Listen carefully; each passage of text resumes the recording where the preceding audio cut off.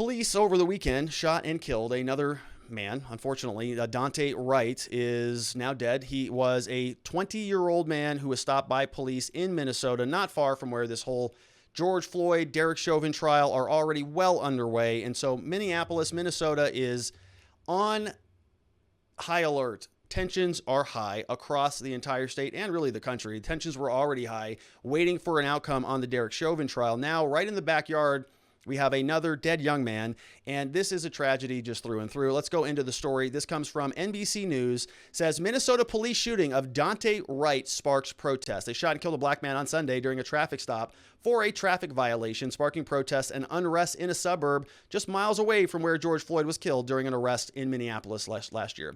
Just miles away. Man killed by police was identified by relatives and Minnesota Governor Tom Walz as Daunte Wright, age 20. You can see him here. So we're going to try to piece together what we know. We do have a video of it, but because of YouTube's policies, we have added a little bit of a gray box so we can't see the actual shooting, but we can hear it. And hearing it is just as important in this case because there's some pretty interesting conversation that's happening back and forth. Over from theguardian.com. Police shooting of Daunte Wright, what we know so far. Shot and killed by police. He was pulled over for a traffic violation in Brooklyn Center near Minneapolis. They pulled him over for a traffic violation, found to have an existing warrant. Police tried to arrest him. I think it might actually have been a weapons warrant. We're going to see what that looks like here in a minute. Wright went back into his vehicle. Police shot at the vehicle, which I'm not sure that's accurate. Wright was struck. He crashed several blocks later. Katie Wright, woman identified as Daunte's mother, said she was on the phone with her son during the stop. He told her he was pulled over for having air fresheners dangling from the rear view mirror, which is illegal in Minnesota. She said her family bought Daunte the car 2 weeks ago. And this is actually a thing. So people people are sort of laughing at this air freshener thing. This is actually a thing. It's also illegal in Arizona to have this happen. And cops stop people for this very regularly. And it's a pretextual stop. They just make it up because they have no other reason to stop you. They just say, oh, there's an air freshener there. So they stop you, they pull you over, and that's the first opening of the door. That's the basis. Then when they get to your car, they stopped you for the dangling air freshener. Then they walk up to the car. Then they make up some other BS excuse as to why they have access to the inside of your vehicle and your entire life, basically. They say, oh, what's that contraband? Or I smell marijuana, or your eyes look watery and red, and therefore we're going to ask you a bunch of questions and harass the hell out of you. So they use this all the time. I've seen it happen in Arizona, happens very regularly. So I don't doubt that at all. Some people are saying, well, he had a warrant and all this other stuff. That all well may be true, but we don't know from the officer's perspective just yet whether they ran his plates or they knew who was driving the car. So the fact that they stopped him just for something dangling off of his rear view mirror doesn't surprise me at all. It happens all the time. She said she was on the phone with him. I heard scuffling. I heard the police say, Daunte, don't run. She said through tears, according to reports from the AP. Call ended. When she dialed his number again, his girlfriend answered, said he was dead in the driver's seat. Unclear what warrant may have existed under most circumstances. Police policy warns not to shoot into moving cars. Police said they believe the body camera was active. Why are tensions so high? Because this place is just 10 miles away from Minneapolis, where Chauvin is on trial for second and third degree murder and manslaughter charges in the death of George Floyd. Already a pressure cooker. Already something that the nation is highly focused on. Now we have a very similar situation happening. And of course, it sparks unrest. According to the AP, after determining that the driver had an outstanding warrant, police said they tried to arrest him. Then the driver re-entered the vehicle. An officer fired, striking him. Vehicle traveled several blocks before striking another vehicle. Wright's family offered a different account. Mom said her son was shot before getting back into the car, which we have the video, and I don't think that's accurate. Female passenger sustained non-life-threatening injuries due to the crash. Passenger was the son's girlfriend. Court records show Wright was being sought on allegations that he fled from officers and possessed a gun without a permit during an encounter with police in June. In that case, statement of probable cause said police got a call about a man waving a gun who was later identified as Wright. Shortly after the shooting, demonstrators began to gather, some jumping atop police cars. Marchers descended on the police department where rocks and other objects were thrown at officers. Protesters had largely dispersed by 1:15 a.m. 20 businesses were broken into at the city's Shingle Creek Shopping Center. Minnesota DPS, Department of Public Safety, John Harrington said at a news conference. National Guard was activated. We're going to learn now that they're on curfew tonight. Brooklyn Center Mayor Mike Elliott announced a curfew that expired shortly before daybreak. Well, there is a new curfew that is in effect. And this is the register of actions for Daunte Demetrius Wright. Looks like we see here back in March, what's this, April, there was a warrant issued down here. So update from Andy, NGO. Andy, no. I like to say NGO. I like to say Andy, NGO. I know it's Andy, no. I think that's how you say it. Update, Daunte Wright was in the process of getting arrested for a weapons charge and escaping police before he was killed yesterday, sparking BLM, race rioting, and looting. Criminal complaint says he had an illegal Ruger .45 pistol, skipped his court date this month. So he had an open case. We can see here these different statutes. Fleeing a peace officer by means other than a motor vehicle. So he's tried to leave apparently before. Carry a pistol without a permit, public place. So it's gross misdemeanor. So misdemeanor, gross misdemeanor. See, it's a young man. So that makes him about 20, 21, 20, I think. Yeah, 20. And so he's no longer with us. Now, we're going to show you the video, but bear in mind, there's somebody dies in this video. We're not going to see it because I black it out, gray it out, but we are going to listen to this. And so I want you to listen to this listen closely. You're going to see it, but what happens is he's coming out of this vehicle. So let's go and take a look. So this is Daunte Wright. We have this officer here who is assisting in the arrest. We have a female officer who's wearing this body camera that we're looking through right now. It's on her body. And she's going to come in here and sort of approach here, try to grab his arm, and then he just kind of rips this right arm out and just jumps right back in the car. Now you're going to see the body camera woman, the officer who ends up shooting him, sort of kind of, finagle around, and she is on this side as he's in the driver's seat driving away. Now you're going to hear her pull out, or you're going to see her pull out a gun, and you're going to hear her shout many times, taser, taser, taser, taser, taser, and then sort of announce that she's about to tase him. Say, it's coming, tasing, tasing, to warn the other officers, hey, taser's deployed, coming out. Wasn't a taser, was a gun. Shoots, you're going to see the car speed off right away, and you're going to listen to her. Listen to her say, I just shot him. Okay, this is a woman who knows that this just went extremely bad. And my watch of it, genuinely believe that it was, in fact, an accident. She didn't intend to shoot this young man, but she did. We're going to analyze the back end of that here shortly. But watch this and more closely listen to it. We might listen to this twice. Let's see.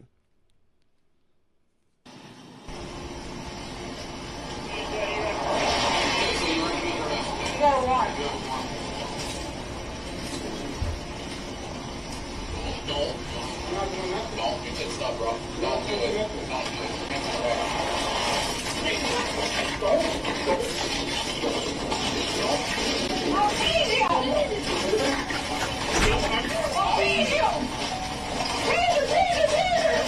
Oh, shit! I shot him. Oh, wow. Yes! Did you hear that? Taser, taser, taser, taser, taser. Pop. Oh, shit, I shot him as he's running away. And then he doesn't make it far because he's dead. And he hits another vehicle. Girlfriend still in the passenger seat. Not good. Let's listen to that one more time just so you can hear it. It's quiet at first. Then as soon as she sort of turns around the corner and we see him in the back of the car, you hear her. Taser, taser, taser, taser, taser. One more time.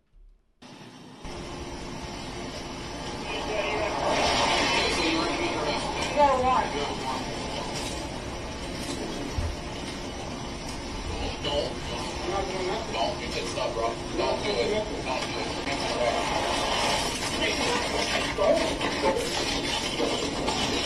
There it is. Oh,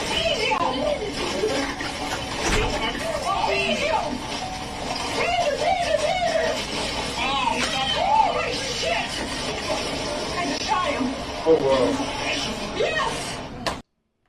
Not good. Not good. Holy S, she says, I shot him. Awful, just terrible.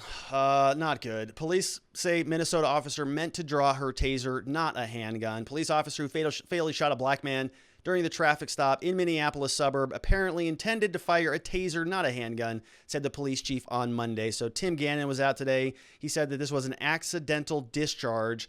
The Bureau of Criminal Apprehension was investigating. You could hear her say this, taser, taser, taser. The officer is heard shouting on her body camera footage released at a news conference. After firing a single shot from her handgun, the car speeds away and the officer heard saying, "Holy ep, I shot him."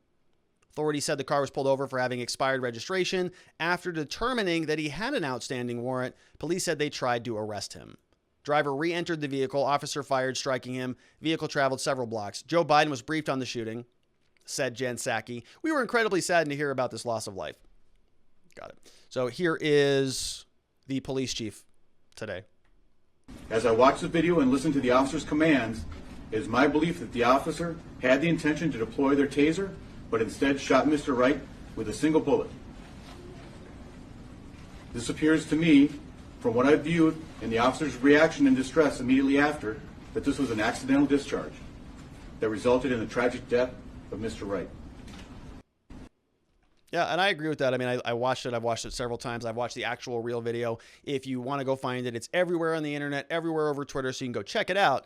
But, of course, somebody does die, so exercise some caution there. Now, as I said, when I watch it, I hear her shouting taser. It seems like a mistake, a very egregious mistake, something obviously that is so beyond the pale in terms of negligence that there needs to be some sort of repercussion for this, right? And so people are already saying, this is murder. Is this murder? Did she murder this young man?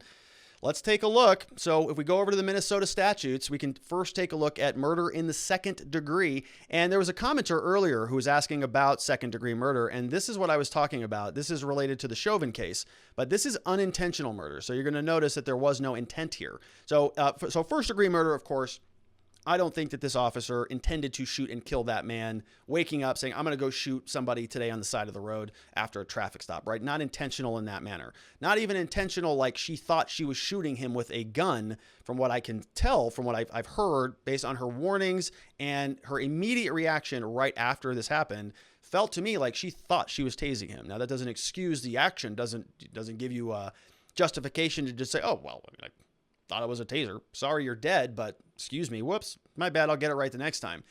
So there are going to be repercussions for this officer, but it just didn't seem to be intentional. So we're just going to get rid of first degree murder entirely. We're going to look at second degree murder.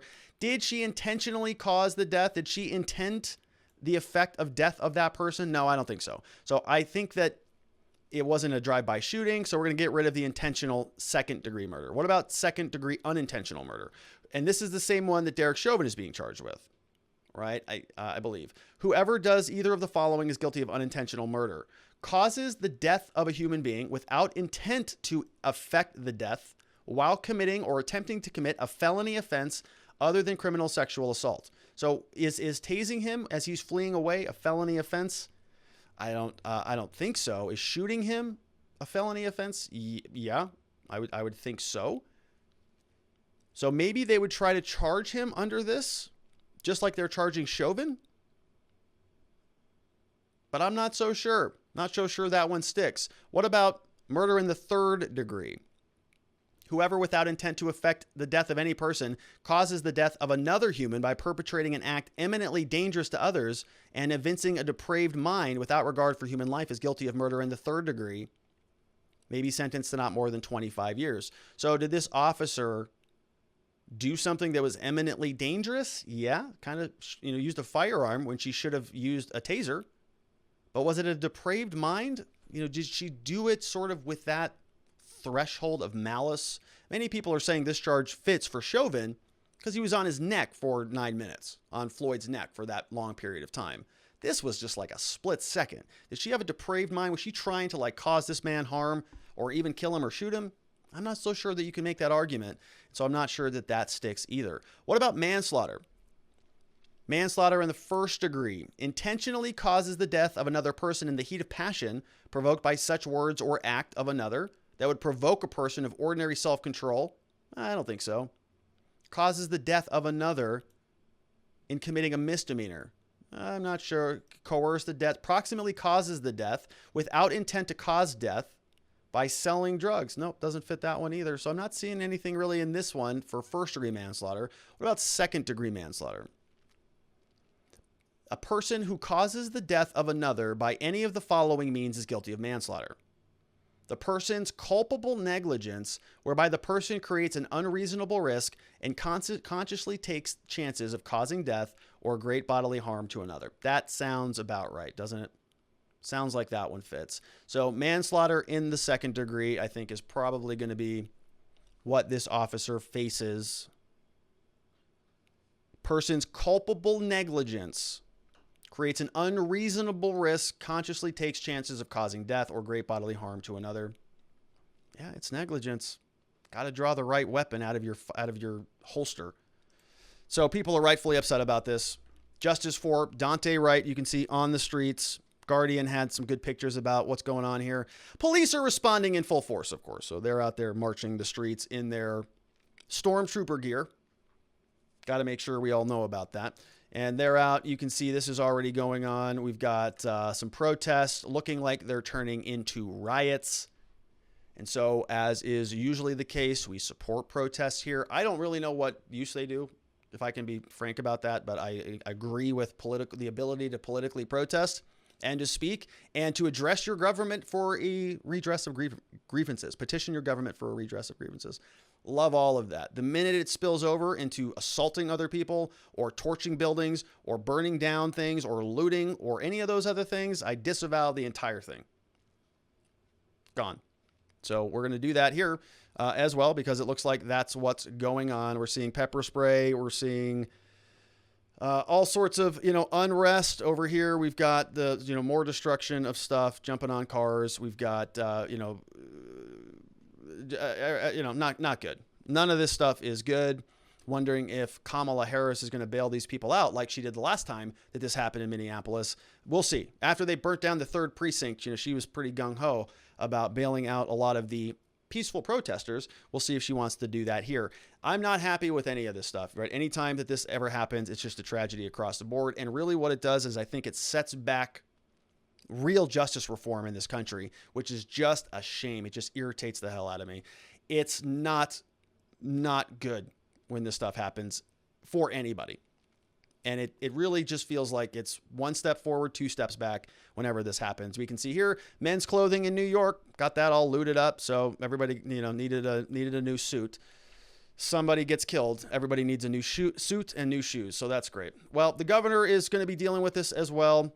We're seeing here there is a new curfew order. Jacob Frey, the mayor of Minneapolis, is declaring a local emergency, saying that it's going to be ratified by the city council in 72 hours.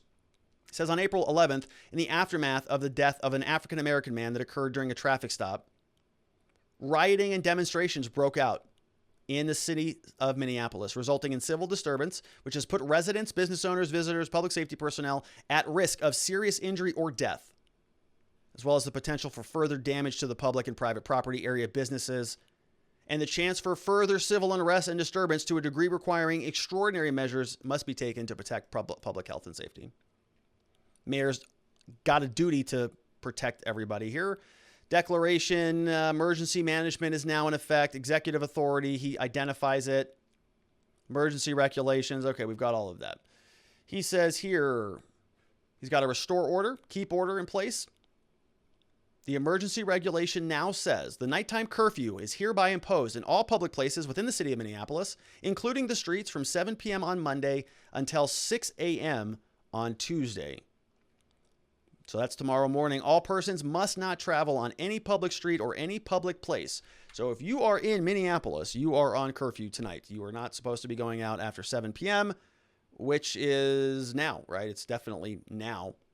All law enforcement and other people there are exempt from the curfew. The mayor is going to designate additional personnel that are also exempt from the curfew. City contracted groups are also exempt. So who do we have? The Center for Multicultural Mediation. Oh, that's nice. We have the Native American Community Development Institute. They're also exempt. The Corcoran Neighborhood Organization, Touch Outreach, CEO Restoration. Okay. We have emergency regulation. We've got travel. definitions, and if you violate this, it's going to be a misdemeanor offense not to exceed $1,000 fine and 90 days of prison or jail, according to Minneapolis statutes. So Minneapolis is a little tense right now. We have LT13 says, I was pulled over in Virginia for having lays on my mirror. Why isn't it policy to cross drawer tasers everywhere so they don't confuse the two? That seems kind of like a no-brainer. Yeah, I know. I don't honestly. I have handled a taser and I have handled a firearm, and they don't feel the same to me at all. I think they're kind of designed to not feel the same. Mind-boggling error, but this stuff happens. People don't understand how many people get killed every year by law enforcement. This stuff just happens, just generally speaking. So it's not good. The fact that it's very close, and I'm not explaining that away, right? I'm not trying to condone that, but I am just saying that police, this is a big problem. I think that exists in this country because we have officers who are engaged in things that they should not be engaged in. We got Jeremy Matrita says, I agree with the argument that the Chauvin trial needs to continue in spite of whatever happens in the world. Similarities of a case or situation doesn't mean it should have any bearing on a different case. Well, Cahill agrees with you, Jeremy. Trial is staying on the tracks, according to the judge. The officer, Jeremy says, may be wrong for shooting him, but you can't try to run from the cops and expect to get away without a scratch. People need to listen to the police and stop doing whatever they want. Whoa, Jeremy, that's pretty provocative statement, my friend. And I agree that there could be a lot of better ways for police to engage with civilians. I'm not saying that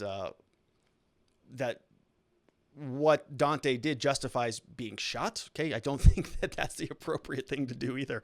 And I'm not sure that she intended to shoot him, but he's dead and the cop did that and somebody's got to pay for that. And it's tragic. It's awful. No easy solution on this one or any of these. Hack Consulting says, while the idea of a taser is nice, it adds an extra layer of complexity to police training, leads to higher costs and less reward. If we would stop trying to make police enforcement safer, we might put more of an effort in preventing people from putting police in a position of using deadly force to begin with. Yeah, and I just don't know why all of these things have to happen on the road, like traffic stops. Like why? It's very high risk situations. If we have old warrants, are there other ways we can do this?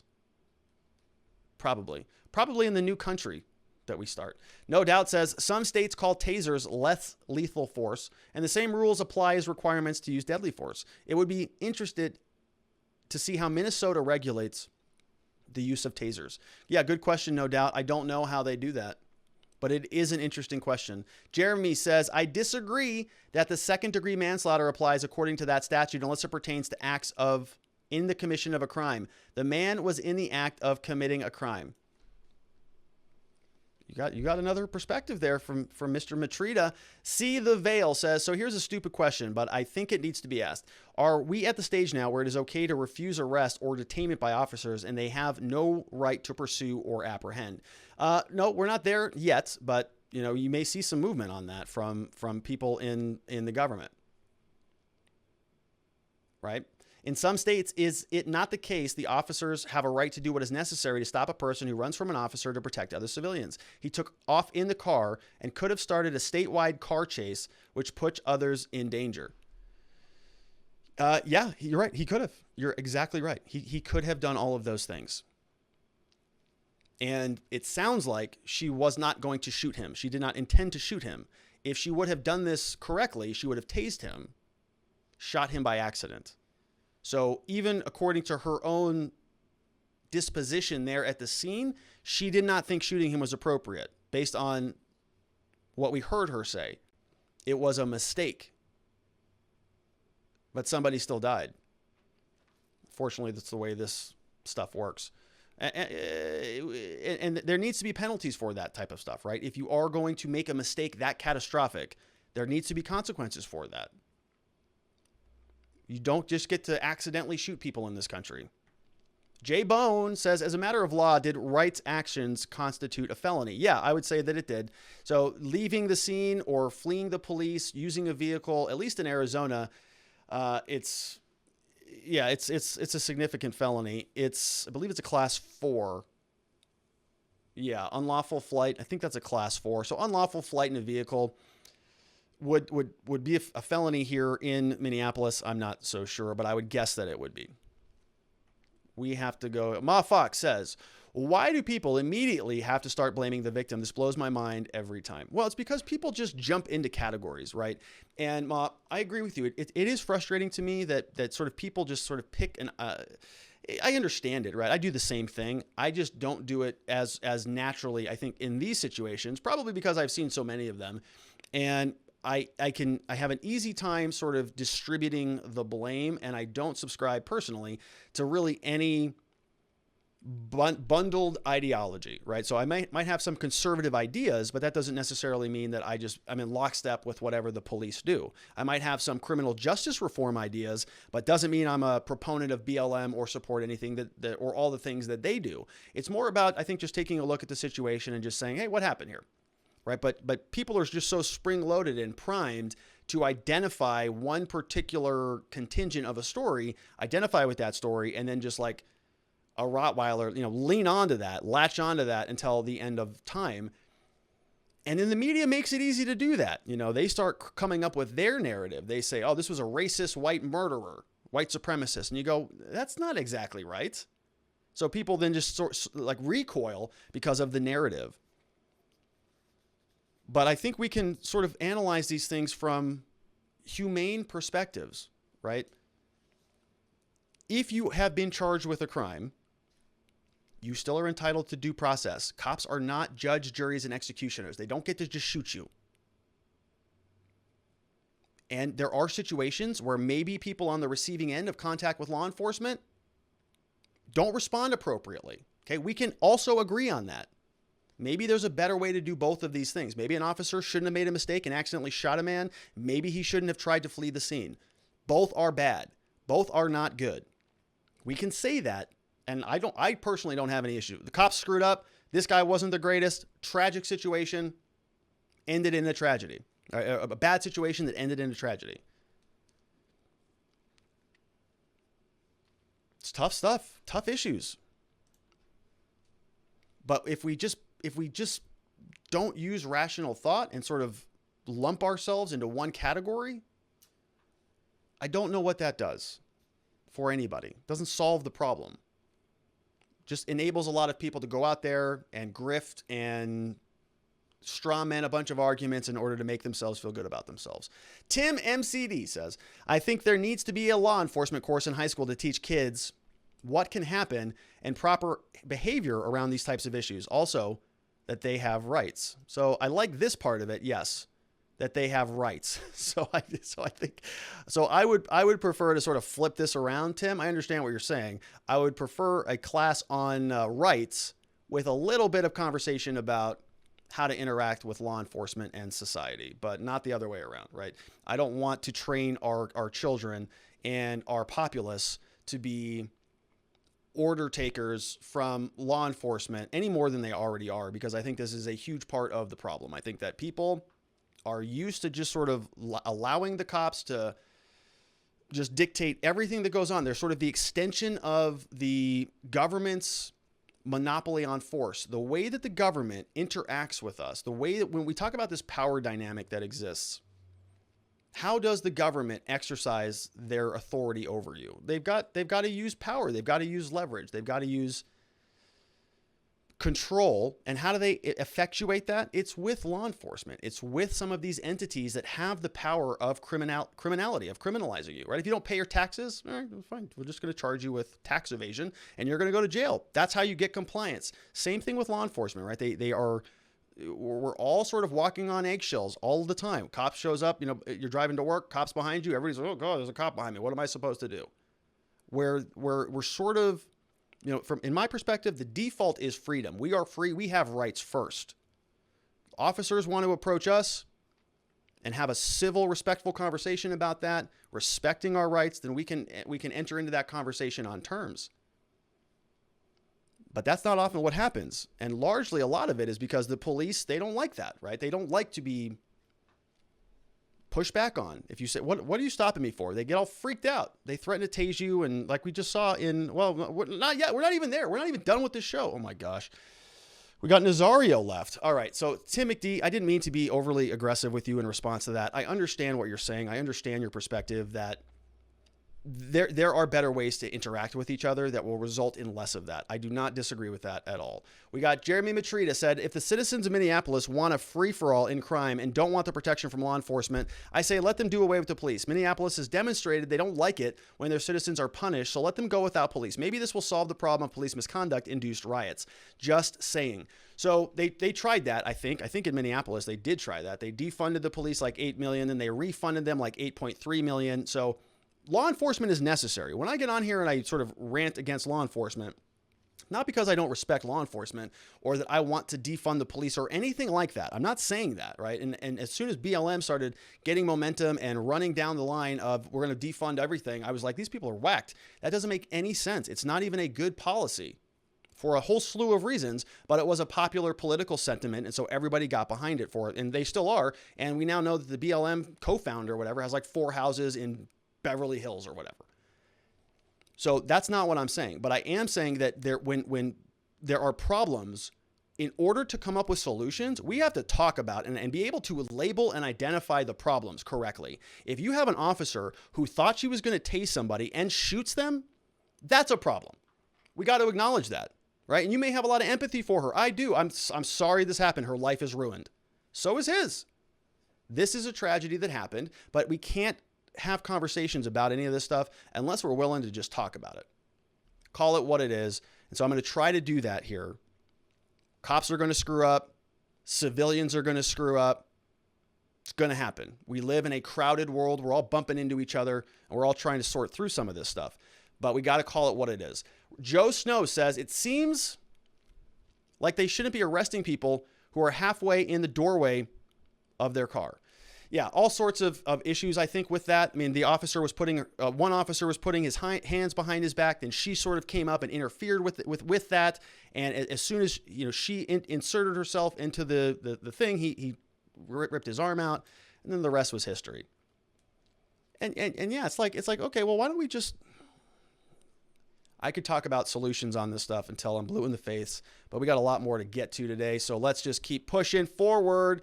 We've got Hack Consulting says the biggest issue is that they are pushing tasers into use. The officer was senior, right? She was likely trained in the days before tasers. As such, in a high stress situation, I guess she went to old training and muscle memory while saying the right words for the situation. Yeah. I don't know. We have a dead man. We have a dead son, a dead brother, whatever he was to his family. We've got a woman who's probably a very nice woman whose life is basically over now. Awful. If there are different ways for us to think about enforcement, okay, maybe we don't conduct felony arrests on the side of the highway or the middle of the road. Maybe we do those later, or we don't take everybody into custody all the time. We do that later so that you don't have these situations. You don't have Rayshard Brooks where he thinks he's going to jail and never coming out and he just takes off. He's dead. Other cops get...